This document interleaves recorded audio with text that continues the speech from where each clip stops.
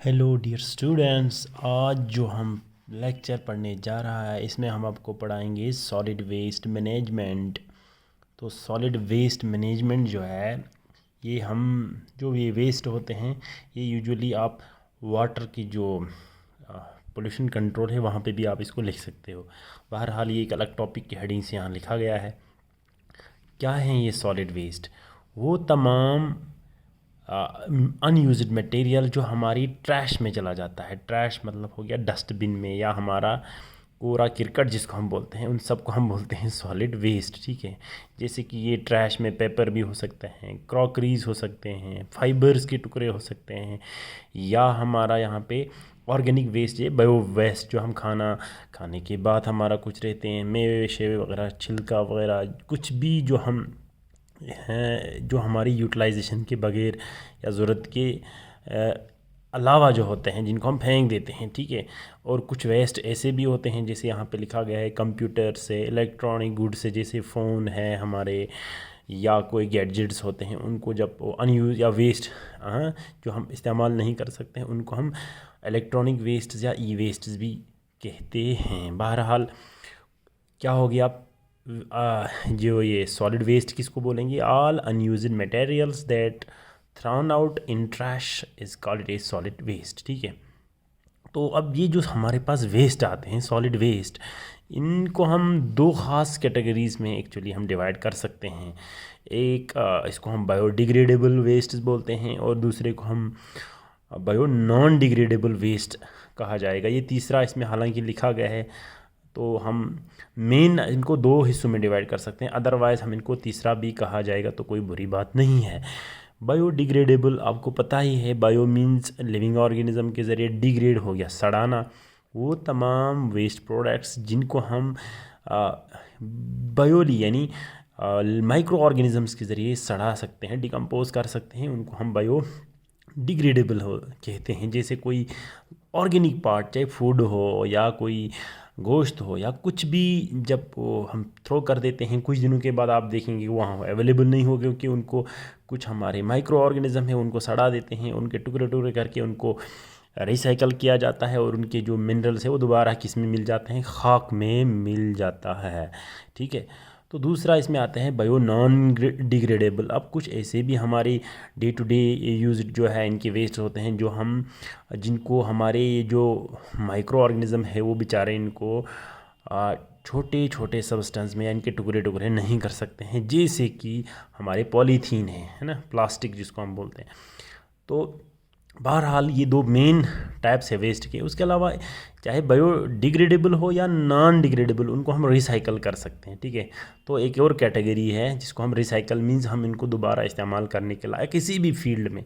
ठीक है, दोनों में एग्जांपल बता सकते हैं, यहाँ से देख लीजिए। जैसे कि बायोडिग्रेडेबल है हमारा, हम कुछ ऐसे जैसे कि हमारे हमारे जो कूड़ा करकट है, जैसे हम कुछ खाते हैं फिर फेंक देते हैं, या अपना हमारा एक्सक्रीटा वगैरह होते हैं जो वेस्ट हैं, उनको हम कंपोस्ट या मैन्योर बना सकते हैं, खाद के लिए, ऑर्गेनिक फार्मिंग के लिए इस्तेमाल कर सकते हैं। रिसाइकलिंग है, उनको इस्तेमाल कर, या जैसे पॉलीथीन है, प्लास्टिक है, इनको हम ले जाते हैं दोबारा, इनको हम इस्तेमाल करते हैं। जैसे प्लास्टिक मग जग वगैरह टूट जाते हैं तो दोबारा ये बेच देते हैं, दोबारा इनको फिर उनके फिनिश्ड आर्टिकल्स बना के हमारे पास पहुंच जाते हैं रिसाइकलिंग के ज़रिए। बहरहाल सॉलिड वेस्ट मैनेजमेंट के 3 स्टेप्स हैं।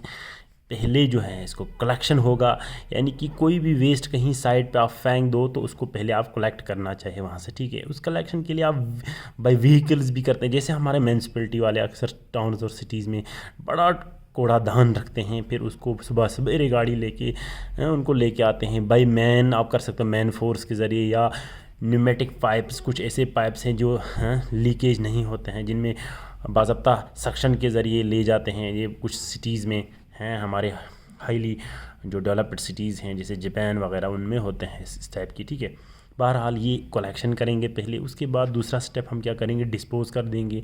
डिस्पोज बोलते हैं इन रिफ्यूज़ को, रिफ्यूज़ मतलब हो गया वेस्ट्स को, है ना।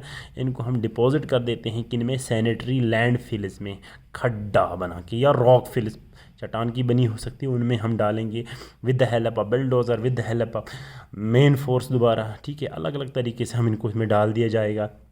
तो बड़े हमारे सिटीज़ हैं जैसे कि जापान के टोक्यो है, हमारे यूएसए के कैलिफोर्निया है, बड़े बड़े सिटीज़ में ज़बरदस्त जनरेशन होते हैं गारबेज की, यानी स्पीड ऑफ गारबेज जो जनरेशन है ये बहुत ज़्यादा है।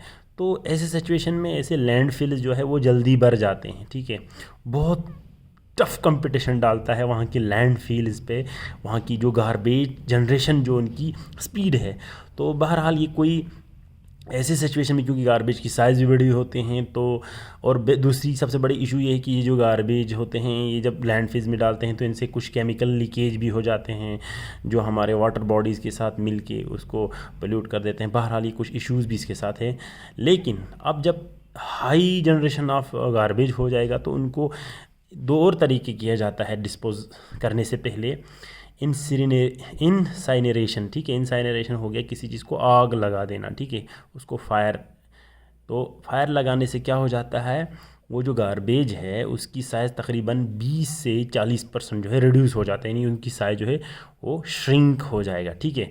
ऐसा करने से फिर हम उनके जो बाद में थोड़ा सा जल के, लेकिन इससे पोल्यूशन होने का प्रॉब्लम है। बहरहाल ऐसे करते हैं, लेकिन करने के बाद उसको हम उन लैंडफिल्स में लगाते हैं, ज़्यादा स्पेस से नहीं लेगा। दूसरा इसमें श्रेडिंग करते हैं, ठीक है, पल्वनाइजेशन जिसको हम बोलते हैं। तो श्रेडिंग क्या हो गया कि उसको हम किसी तेज़ जो है एक हमारे जो हमारे मतलब जैसे कि कुल्हाड़ी है या इस तरह की तेज़ जो है हथियारों से हम इसको क्या करते हैं, टुकड़े टुकड़े कर देते हैं, श्रेडिंग कर देते हैं, और फिर उसको हम क्या करते हैं, डिस्पोज कर देते हैं इन फिल्स में, रॉक फिल्स में या लैंड फिल्स में, ठीक है। बहरहाल ये हमारे कुछ तरीके हैं। लेकिन जो श्रेडिंग है ज़्यादातर हम हॉस्पिटल्स की जो वेस्ट है इनको करते हैं। उसके बाद यहाँ लिखा गया है कि हम जो ऑर्गेनिक हमारे वेस्ट्स हैं उनको हम डिकम्पोज करते हैं एनएरोबिकली, ताकि उनसे क्या निकलें, कार्बन डाइऑक्साइड, मीथेन वगैरह निकालते हैं। तो मीथेन हम इस्तेमाल करते हैं हमारे इसमें जो हमारे एलपीजी वगैरह है इनमें आग जलाने के लिए इस्तेमाल करते हैं। बहरहाल ये भी एक तरीका है। तो ये हो गया डिस्पोज़ल। उसके बाद रिसोर्स रिकवरी, इसको हम रिसाइकलिंग भी बोलते हैं। तो इस तीसरे मेथड में हम क्या करते हैं, ये सबसे बड़ा मेथड है जिसके ज़रिए हम कंज़र्व कर सकते हैं रिसोर्स को, रिडक्शन करते हैं किस चीज़ को, volume of refuse means wastage to be deposit. यानी कि अब जब इन गार्बेज में से कुछ ऐसे टुकड़े होंगे जिनको हम दोबारा इस्तेमाल कर सकता है, तो कम से कम दीगती लैंडफिल या रॉक फिल्स जो है इन पर एक प्रेशर नहीं पड़ेगा कि जल्दी से भरने, क्योंकि उनमें से कुछ ऐसे भी हिस्से हो सकते हैं जो हम इस्तेमाल कर सकता है, ठीक है। जैसे कि एग्जांपल के तौर पे यहाँ लिखा गया है ऑर्गेनिक वेस्ट अगर कोई होगा उसको कन्वर्ट कर दिया जाता है कंपोस्ट में, और कंपोस्ट जो है उसको हम मैन्योर जिसको हम बोलते हैं उसको हम ऑर्गेनिक फार्मिंग के लिए इस्तेमाल करते हैं। बहरहाल ये तो आपको पता है। एक और इसमें बेहतरीन एग्जाम्पल दिया गया है अहमद खान का, जो बेंगलोर का एक पॉलीथीन मैन्युफैक्चरर है, पॉलीथीन बैग्स मैन्युफैक्चर करता है। ये इसने क्या किया है, इसने एक पॉलीब्लेंड नाम की एक जो है कॉम्प्लेक्स इसने सब्सटेंस बनाया है, डेवलप किया गया है, जो है पॉलीब्लेंड है। ये कैसे बनाया, इसने रिसाइकल करते हैं प्लास्टिक्स को टुकड़े टुकड़े करके बाद में इसको एक केमिकल बनाया है जो कि विटामिन जो है रोड्स पे जो हम मैगडम के वक्त डालते हैं उसके साथ मिला के रोड्स पे डाल देते हैं, ठीक है।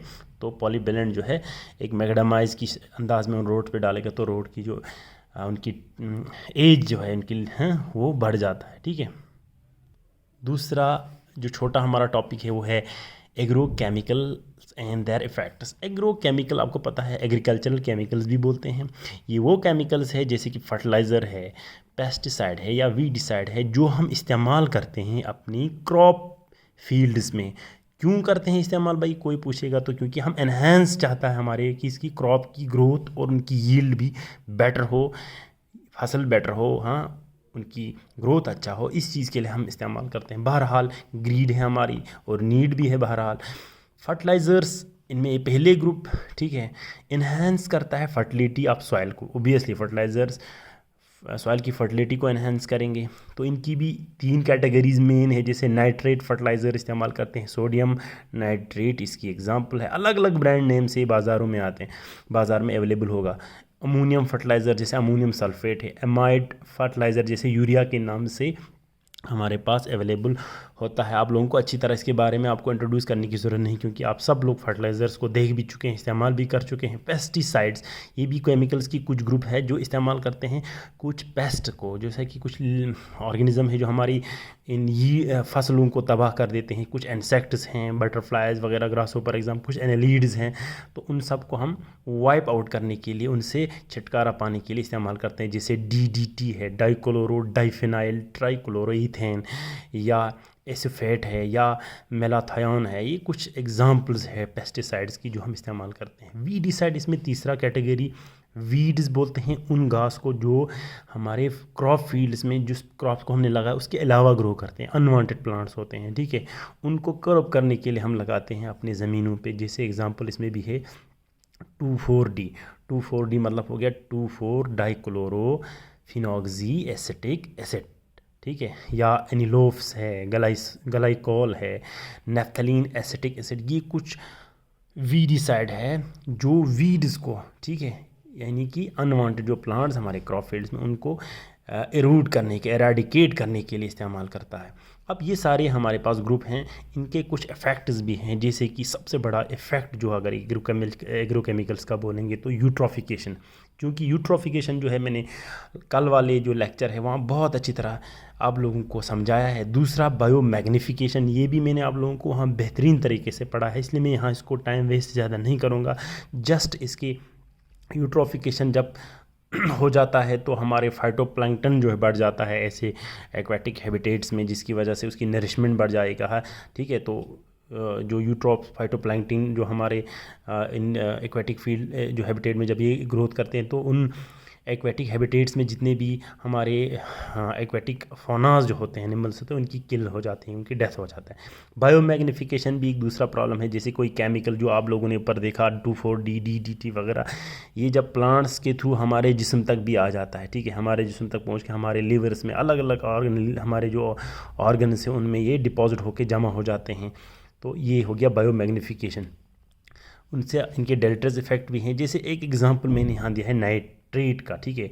नाइट्रेट जब आप एज ए फर्टिलाइज़र इस्तेमाल करते हो, ये आपकी डिफरेंट जो हमारे प्लांट्स है इसके थ्रू हमारे बॉडी ड्रिंकिंग वाटर में पहुंच जाते हैं। अगर वॉश आउट होके तो पानी के साथ मिलके ये हमारे इंटेस्टाइन में पहुंचते हैं, ठीक है। तो इंटेस्टाइन में क्या होता है कि हमारे इंटेस्टाइन में कुछ बैक्टीरियाज होता है, वो इस नाइट्राइट को चेंज करता है, नाइट्रेट को चेंज करता है नाइट्राइड में, इंटेस्टाइन में, ठीक है। इंटेस्टाइन में जो हमारे बैक्टीरियाज होते हैं वो नाइट्रेट को नाइट्राइड में चेंज करता है। अब जो ये नाइट्राइट है ये हमारे इंटेस्टाइन में एब्जॉर्ब होके हमारे ब्लड के साथ मिल जाते हैं। हीमोग्लोबिन जो हमारे ब्लड का सबसे बड़ा एक इम्पॉर्टेंट जो ऑक्सीजन को कैरी करता है ब्लड में, वो और ये मिल जाएगा तो बन जाता है एक नया जो यहाँ पे एक कंपाउंड बन जाता है, जिसको हम मेट हीमोग्लोबिनेमिया बोलते हैं, ठीक है। ये एक बीमारी बन जाता है, ठीक है। इससे क्या हो जाएगा, जब ये बन जाएगा तो हीमोग्लोबिन की जो ऑक्सीजन कैरी करने की जो कैपेसिटी है वो रिड्यूस हो जाता है, पहला इफेक्ट। उसके अलावा सिकन धीरे धीरे ब्लू हो जाता है, रेस्पिरेटरी प्रॉब्लम भी हो जाते हैं, और कैंसर भी बहुत सारे केस में देखा गया है, ये एक इफ़ेक्ट। उसके अलावा वीडिसाइड जब हम इस्तेमाल करते हैं तो ये बहुत सारे एक प्लांट के लिए हम इस्तेमाल करते हैं। मान लो कि हमारे चीनोपोडियम, जैसे कि आपके यहाँ हमारे मिंजी या ट्रेस्पोन के जो हमारे बार्ले के जो फील्ड्स हैं उनमें होते हैं, मान लो हमने उनके अगेंस्ट इस्तेमाल किया, तो ये अननोइंगली हमें पता ही नहीं होते और भी बहुत सारे प्लांट्स को अपने साथ जो है वाइप आउट कर देते हैं। ख़ासकर हमारे डाइकोटिलेडन्स के बहुत सारे जो है देखा गया है कि बहुत इफेक्टिव होते हैं। जो वीडिसाइड्स के कुछ एग्जांपल ऊपर दिया है, 2,4-D जिसका एग्जांपल दिया है, या NA। तो उसके अलावा हमारे बहुत सारी बायोडाइवर्सिटी जो है इसकी वजह से क्या हो जाएगा, लॉस हो जाएगा। तो बहरहाल ये एक बहुत बड़ा इफ़ेक्ट है हमारे मतलब एज एथिकल इशू के हिसाब से आप बोलो। उसके अलावा DDT, ये एक डाइफेनाइल ट्राइक्लोरोईथेन जो है, ये क्या करता है, ये हमारे सेंट्रल नर्वस सिस्टम को भी तबाह कर देता है। उसके अलावा ये हमारे सेक्स हार्मोन जो है इनको भी डिफेक्ट कर देते हैं। और कल भी बताया था मैंने आप लोगों को इसका एक इशू जो है DDT का, क्या होते हैं कि ये बायोमैग्निफिकेशन की तरह होके बर्ड्स के जो बेचारे हमारे बर्ड्स हैं उनके बॉडीज़ तक पहुंच जाता है। वहाँ जाके ये क्या करते हैं, उनकी जो कैल्शियम मेटाबॉलिज्म है उसको क्या करते हैं, इंटरफेयर करते हैं, जिसकी वजह से उनमें जब उनकी कैल्शियम मेटाबॉलिज्म इंटरफेयर हो जाएगा तो उनकी जो एग्स के शेल्स है वो प्रॉपरली फॉर्म नहीं होते हैं, ठीक है।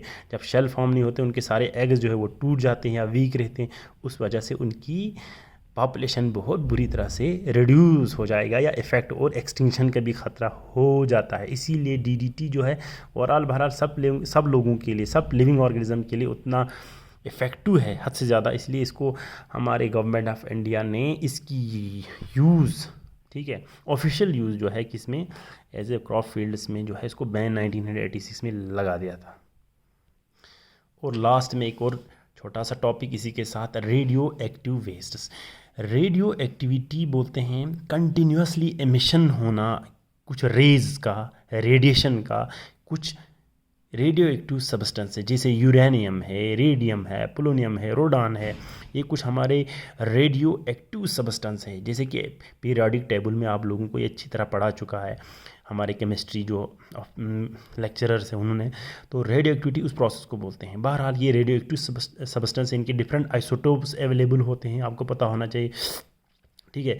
तो दीज आर यूज्ड, ये कहाँ इस्तेमाल करते हैं ये रेडियोएक्टिव सब्सटेंस, ये अक्सर हमारे वारफेयर जनरेशन के लिए इस्तेमाल करते हैं, क्योंकि ये आपने सुना होगा जैसे कि न्यूक्लियर रिएक्टर्स में इस्तेमाल करते हैं, या हमारे जो न्यूक्लियर बम जो बनाते हैं उनके लिए इस्तेमाल करते हैं। जैसे आपने अक्सर सुना होगा यूरेनियम की वजह से ईरान और US का एक लंबा सा टसल जो है पिछले कई मतलब डिकेड से चलते आ रहा है, वो इस वजह से है। तो बहरहाल वारफेयर इंडस्ट्रीज़ में कंट्रीज इस्तेमाल करते हैं। उसके अलावा रिसर्च लैब्स में हम ट्रैकिंग करने के लिए अलग अलग, जैसे कि आपने सुना होगा ग्लाइकोलिसिस, या हमारा जो क्रिब साइकिल वगैरह वगैरह, बहुत सारे जो फिजियोलॉजी है इनके मैकेनिज़्म को अंडरस्टैंड करने के लिए, उनकी साइकिलिंग पाथवेज को ये ट्रैक आउट करने के लिए हमारी रिसर्च लैब्स में जो है इस्तेमाल करते हैं। बहरहाल ये, उसके अलावा एनर्जी जनरेशन के लिए भी बहुत सारे कंट्रीज़ अब इनको इस्तेमाल कर रहे हैं, क्योंकि इनसे बहुत ट्रेमेंडस एनर्जी भी निकालते हैं। ये कुछ हैं जिसकी वजह से इस्तेमाल करते जा रहे हैं। यूँ कहा जाए कि ये रेडियोएक्टिव सब्सटेंस हमारे 21st सेंचुरी के सबसे बड़े जो है ये है, क्या है, बून ऑफ कंटेंट है इस वक्त।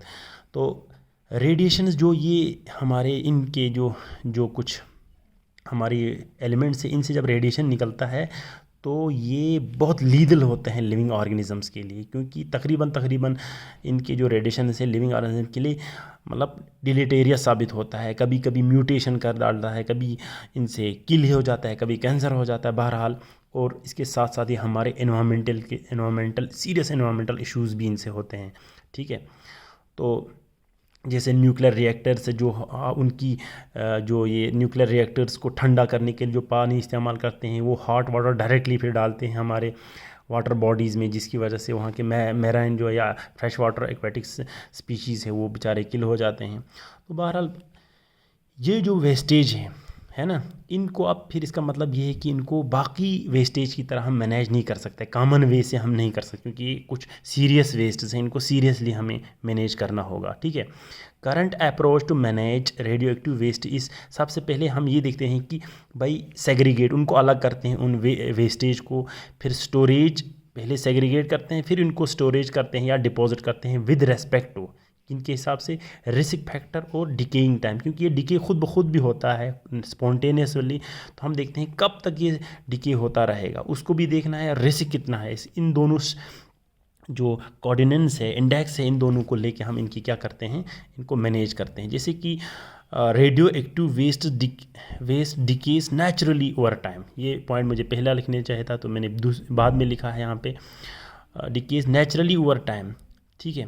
These wastes have to be isolated, इनको आइसोलेट करना चाहिए, confine it to appropriate disposal facilitation तक इनको पहुंचाना चाहिए फॉर सफिशेंट पीरियड, कुछ उस वक्त तक उनको वहाँ रखना चाहिए until it no longer poses threat, जब इनका ख़तरा नहीं होगा। हमारे पास इस वक्त दो स्ट्रेटजीज अवेलेबल है। एक शॉर्ट लिविड वेस्ट अगर जो हमारा है इन रेडियो एक्टिव का, तो ये क्या करते हैं, लो या इंटरमीडिएट रिस्क की अगर होगी, ठीक है, तो और इनकी जो इनकी डिकेइंग टाइम है वो कम होगा बिल्कुल, यानी ये कुछ ही वक्त तक डिके हो सकता है, उसके बाद ये रिस्क नहीं होगा। ऐसे सिचुएशन में हम इनको इस कैटेगरी में डालते हैं, लो या इंटरमीडिएट रिस्क की, और इनको हम सरफेस डिस्पोजल करते हैं, चाहे लैंड में हो या रॉक में हो। ज़्यादा नीचे लेने की ज़रूरत नहीं, ऊपर ही सरफेस डिकम्पोज। लेकिन कुछ क्या होते हैं कि अच्छा लॉन्ग लिविड वेस्ट्स होते हैं, ये बहुत देर तक इनकी लॉन्ग लिविड डिके भी हम बोलेंगे, इनको शॉर्ट लिविड डिके भी बोलेंगे। तो लॉन्ग लिविड डिके जो है ये हाई रिस्क की होती हैं बहुत, रिस्क के लिहाज से। तो इनको हम डीप ब्यूरियल करना पड़ता है, बहुत अंदर डालेंगे, नीचे डालेंगे, रॉक होल उसमें डालना पड़ता है ताकि ये किसी लिविंग ऑर्गेनिज्म को इफ़ेक्ट ना कर पाए। ठीक है, तो ये कुछ स्ट्रेटजीज़ है जिसके ज़रिए हम रेडियो एक्टिव वेस्ट्स को हम मैनेज करते हैं। तो आज के लेक्चर में फ़िलहाल इतना ही, कल के लेक्चर में इंशाल्लाह हम फिर मिलेंगे एक नए टॉपिक के साथ। Thank you so much. तो अपने दोस्त हैं, अपने जो और कोई जो 12th स्टैंडर्ड में पढ़ते हैं, तो आप सबको मैं बताते चलूँ कि मेरा जो टीचमेंट ऐप है वहाँ पे इसका नोट्स अवेलेबल है, और वहाँ पे इस वीडियो को भी लिंक जो हमारा है वो अवेलेबल है। अपने दोस्तों के साथ या अपना कोई और बंदा होगा उनके साथ भी ये शेयर कीजिए जिनको ये ज़रूरत होगा। ठीक है, ओके, थैंक यू।